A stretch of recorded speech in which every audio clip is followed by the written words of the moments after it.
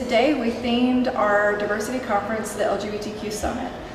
There's lots of issues in the news surrounding that community, whether it's equality or hate crimes or political avenues, and so we thought it would be a great time to have that conversation with students. So today our intent was to challenge students to know what they believe for themselves, to learn to love and respect one another even when they disagree, and to gain some new perspective about what it's like to possibly walk in some steps of a person who identifies as LGBTQ.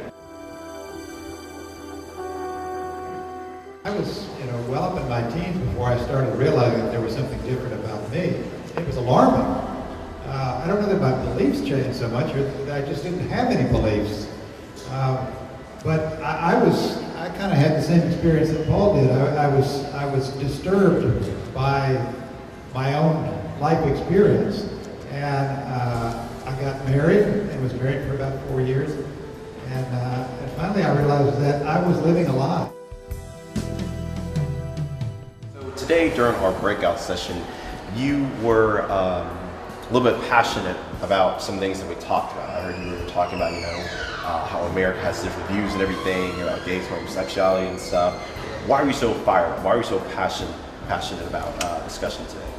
Well, because I feel like we live in the 21st century and a lot of people are basing what they believe on something that was written, sort of like the Bible, of course, and something that was written 1,000 years ago. And the views that are applied then don't apply now. Someone loves someone else, that love is real. That's a real love, that's passion. And it baffles me that they can't be together and it's illegal for them, two humans, to get married.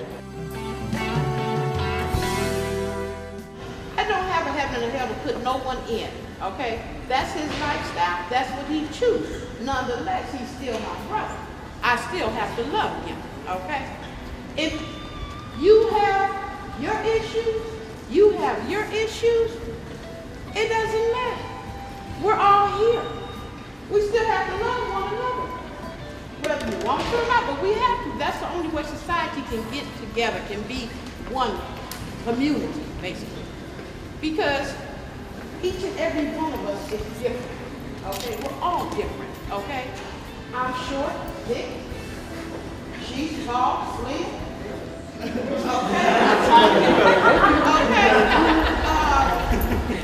he's got a different color, you're a Caucasian, but we're all here.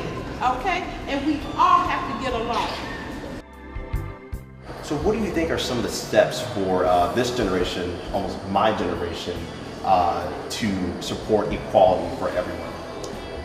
The first thing that you can do, you can't be in the business of advocacy and support unless you're willing to be in the business of looking at some self-development. And so, you have to be willing to engage yourself in the hard questions as, what do I believe? Do I believe it because my parents have said it always? Do I believe it because politicians have told me this? Do I believe it because maybe spiritual leaders have said this?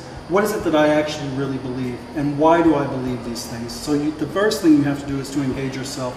We've been silent for far too long. Folks, when you see things around racism, or when you see things around heterosexism or homophobia, and you walk past it without interrupting it, whether it's someone referring to someone with a homophobic pejorative or a racial pejorative in a classroom, the fact is that you have to take responsibility to know that there is some form that you have to interrupt that on some level. And so it's about interrupting things when you see it, and it's also about interrupting yourself and the thoughts that go on in your head, because all of us have a bias about something. And it's about learning what that bias is, owning it, and making sure that we're aware of when we have to interrupt ourselves as well. So we'd like to thank the panelists today, and we would like to present them with a certificate of appreciation. And so